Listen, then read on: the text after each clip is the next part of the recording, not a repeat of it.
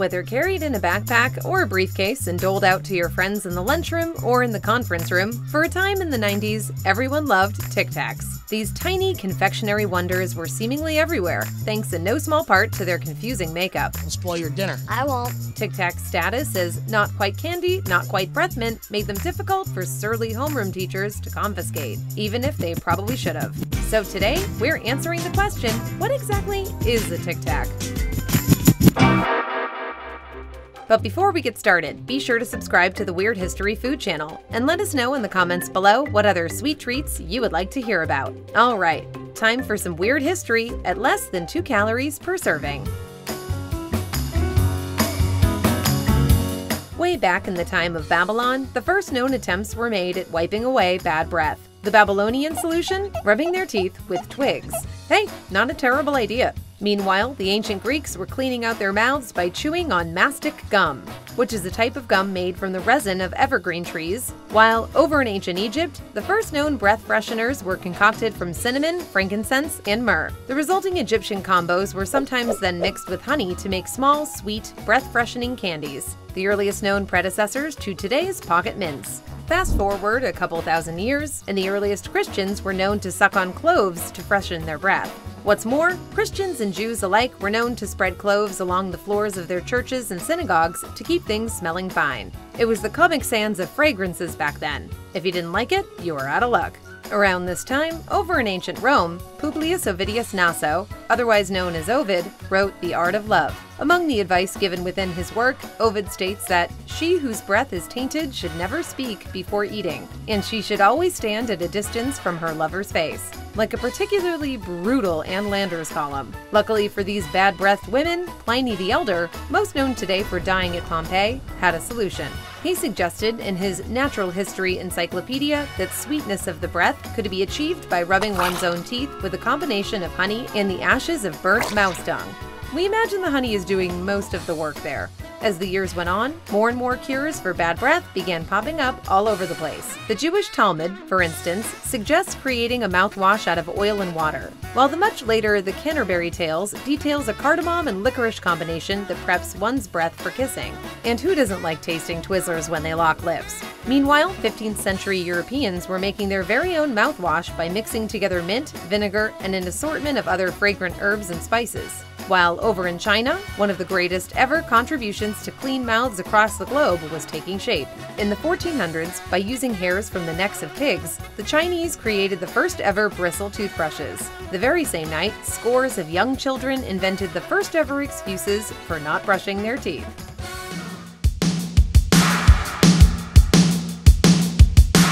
While people would continue freshening their breath by any means available to them right on through the 18th century, it wasn't until the late 19th century that some of the biggest advancements in fresh breath came into being. Altoids first entered the market in 1870. Made by London confectioner Smith & Company, these mint candies were at first made to settle upset stomachs. What set them apart from the crowd, however, was their use of peppermint extract, which gave Altoids a far stronger and tastier flavor than any of their stomach-easing competitors. That same decade, American dentist Washington Sheffield invented the world's first ever toothpaste from baking soda and hydrogen peroxide. The resulting paste tasted awful though, so he too made use of peppermint extract to cover up his invention's foul flavor. Then, in 1879, Listerine made its mouth-tingling debut. Like the Altoids before it, Listerine was not at first advertised towards bad breath. For its first 40-plus years on the market, it was considered an antiseptic, one that could help with everything from the common cold to dysentery to gonorrhea. It wouldn't be until 1923, when Listerine started to make marketing their product as a halitosis remedy as well, that mouth freshening would become a multi-million-dollar industry. Are you sure we should drink the gonorrhea medicine? You're the doctor. Altoids quickly followed suit, and they started marketing their product as a mouth freshener that very same decade. Over the years that followed, Listerine would produce a series of ads that took a harsh stance towards bad breath, with claims that bad breath is not only unexcusable, but that it makes you unpopular. Many of these ads likewise featured young women who were doomed by their bad breath to perpetual singlehood. These women weren't invited to dances, men never returned their calls or kissed them goodnight, and they never, ever stood a chance of getting married. No one wanted their bad breath to turn them into a social pariah. And between the 1930s, 40s, and 50s, the demand for breath-freshening products exploded across America.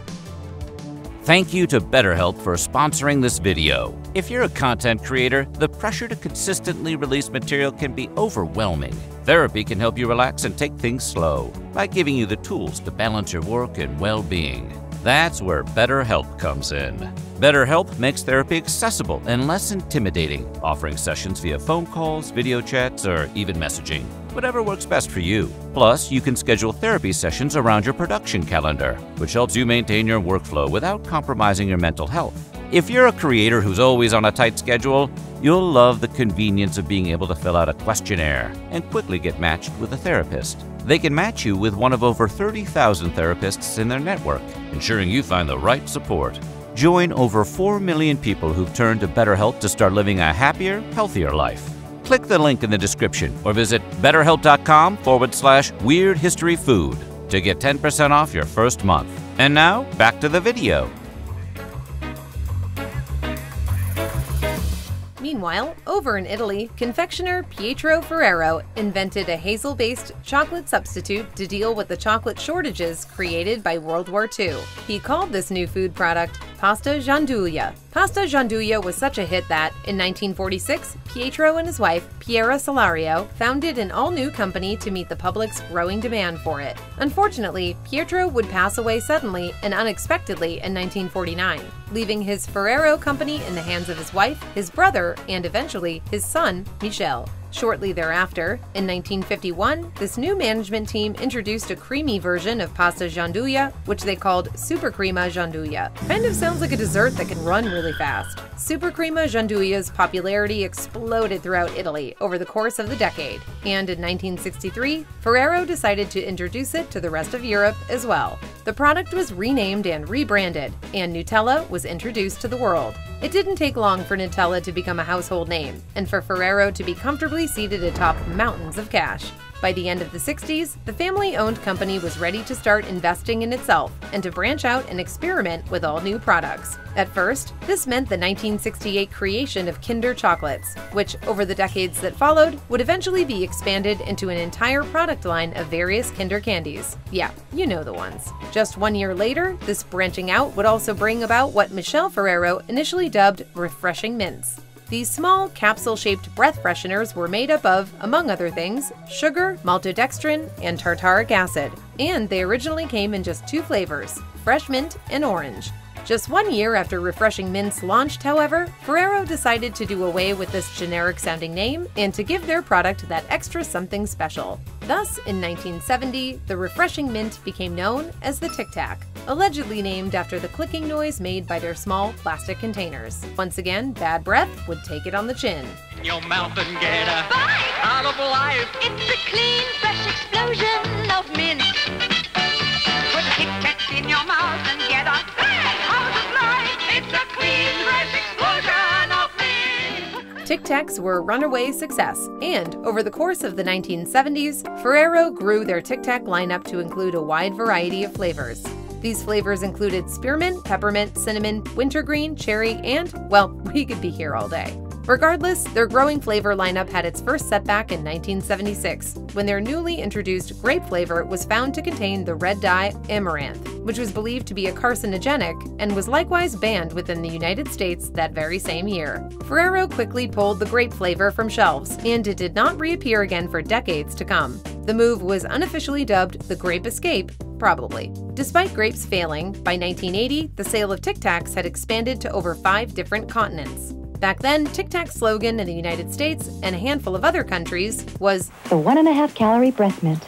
Many of their first statewide commercials played up the product's low calorie count by comparing them to other leading brands. Meanwhile, up in Canada, Tic Tac's slogan used a similar appeal to people concerned about calorie intake, claiming 2 hours of Tic Tac freshness in less than 2 calories. Still, to the health-conscious consumer, the Tic Tac packaging can be deceiving. Tic Tac's nutritional facts claim that the serving size, which is 1 mint, has both 0 calories and 0 grams of sugar. However, sugar is also listed as the product's #1 ingredient. According to FDA regulations, a product only has to list that it contains sugar if it's made with more than half a gram of sugar, and it only has to list calories if it has more than 5. By listing a serving size as a single mint, which are seemingly deliberately made with only 0.49 grams of sugar, Tic Tac packaging is able to claim that each Tic Tac has neither sugar nor calories. This is the kind of math that is typically used to hide financial crimes, so you should take their nutritional claims with a grain of salt. Still, if you were to eat the contents of a whole 60 Tic Tac box, you would actually be consuming nearly 30 grams of sugar and nearly 100 calories, making a single package of Tic Tacs comparable to a can of soda, which kind of makes it sound more like a candy, despite all these breath-freshening claims.